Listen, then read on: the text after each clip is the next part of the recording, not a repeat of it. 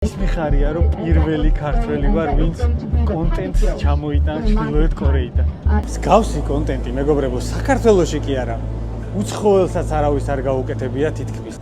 შეზღუდვების სია საკმაოდ გრძელია. სასჯელები კი უმძიმესი. ის რასაც ეს პიროვნება ვერ ხვდებოდა ან არ უნდა რომ გაიგო, იყო ის, რომ მას უბრალოდ ასეირნებდნენ. სტუმრების უმეტესობას, რომლებიც ამ ღონისძიებას ესწრებოდნენ, სპეციალური ინსტრუქტაჟი ჰქონდათ ჩატარებული იმის შესახებ, თუ რა უნდა ელაპარაკათ უცხოურ მედიასთან. ყოველთვის უნდა ყოფილიყავით ჯგუფთან ერთად და თვითნებურად არსად გავსულიყავით. ასევე ყველას ჩამოგვართვეს პასპორტები და უკან გაფრენის დროს დაგვიბრუნებდნენ. ამ სურათზე ზუსტადაც რომ მე მხედავთ, ჩემი საქმით ვარ დაკავებული ამ დაწყევლილ ქორწინების სახლში, ზუსტად იმ ადგილას, სადაც ედ კენედიც ეკავდა. აი აქ.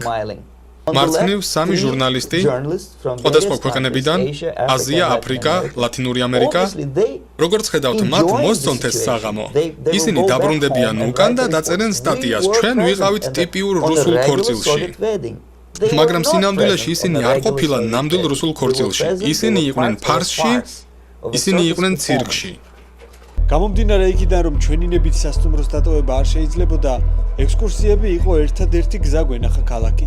თითო ავტობუსს ჰყავდა ორი ადგილობრივი გიდი და კიდევ ორი დამკვირვებელი. ანუ ჯამში ერთ ავტობუსს 4 ჩრდილოეთ კორეელი მეთვალყურეობდა. ეს სურათი ასახავს პირველ ეტაპს თუ როგორ ვუმეგობრდები ერთ-ერთ პროფესორს, მარჯვნივ არის ჩემი კგბ-ს ზედამხედველი ლეონიდ მიტროხინი და შუაში პოლიტიკური მეცნიერების ფაკულტეტის პროფესორი დელის უნივერსიტეტიდან. საინტერესოა მას დააჯერეს, რომ იგი მიემგზავრებოდა საბჭოთა კავშირში, ვინაიდან მახვილგონიერი და ნიჭიერი მოაზროვნეა. სრული სიწრუე. ის დაპატიჟეს იმიტომ, რომ ის არის გამოსადეგი იდიოტი, რომელიც დათანხმდება და ხელს მოაწერს ნებისმიერ საბჭოთა კავშირის პროპაგანდის კლიშეს. და როდესაც იგი საკუთარ ქვეყანაში დაბრუნდება, მრავალი წლის განმავლობაში ასწავლის და ასწავლის საბჭოთა სოციალიზმის სილამაზეს, თავისი სტუდენტების შემდგომ თაობებს. და ამით კიდევ უფრო გაამყარებს საბჭოთა პროპაგანდას. აი რო დავდივართ ქუჩებში რა. ესეთი სისუფთავე არ ვიცი, არც ერთ ქალაქში არ მინახავს მე მგონი. ენას აუსვამ ყველაფერს ისეთი სუფთაა ქალაქი. აი პატარა დაგდებული ნაგავიც კი არსად არ დამინახავს. მას შემდეგ რაც ომისგან დანგრეული ქვეყანა აღადგინა კიმ ირ სენმა, რეჟიმი შეპყრობილი იყო სისუფთავისა და ფასადური წესრიგის შენარჩუნებით. ეს აკვიატება ახლაც აისახება ზედმიწევნით მოვლილ ქუჩებსა და საჯარო სივრცეებზე. ადგილობრივი სახალხო კომიტეტები პასუხისმგებელნი არიან თავიანთი უბნების დასუფთავებაზე. რეჟიმი მკაცრად აკონტროლებს მათ და ქუჩებიც სუფთაა. რა არის ამ ხალხის мотиваცია, რომ ასეთი ტყუილები ჩაიტანონ თავის ქვეყანაში და თან მასმედიის საშუალებით? მე მაქვს რამოდენიმე პასუხი ამ კითხვაზე. არ არის ერთი პასუხი, ერთი ახსნა, ეს კომპლექსური ახსნაა. ვფიქრობ, რომ ეს არის შიში, სუფთა ბიოლოგიური შიში. შიში იმისა, რომ ისინი უცხო ქვეყანაში, პოლიციურ ქვეყანაში იმყოფებიან.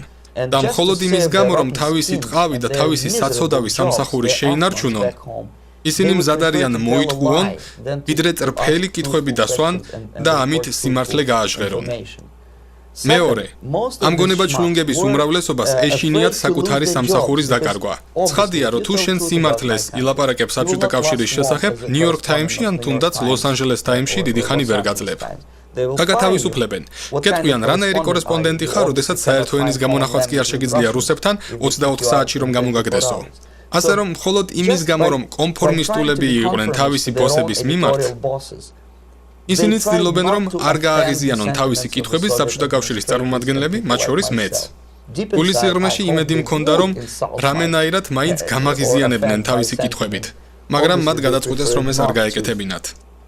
არის კიდევ ერთი მიზეზი. სიმართლე გითხრათ, არ მინდა რომ ამის მჯეროდეს, მაგრამ არის კიდევ ერთი მიზეზი. და ეს არის სიხარბე.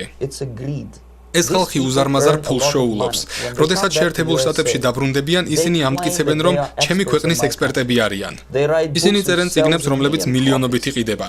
წააწერენ ზედ სახერს რუსეთი, სიმართლე რუსეთზე, მაგრამ სინამდვილეში ეს არის ტყუილი რუსეთზე. მაგრამ მაინც ისინი ამტკიცებენ, რომ ექსპერტები არიან. ისინი მითებს ლაპარაკობენ ჩემი ქვეყნის შესახებ, პროპაგანდულ მითებს. და მაინც ისინი ჯიუტად ცდილობენ თვალი დახუჭონ სიმართლეზე. ისინი გმირებად არიან მიჩნეულები, ბრუნდებიან უკან და ამბობენ, ჩვენ ნამდვილ რუსებს ვესაუბრეთ. რას ამბობთ? სინამდვილეში ყველა რუსი მოქალაქე გაურბის უცხოელ კორესპონდენტს.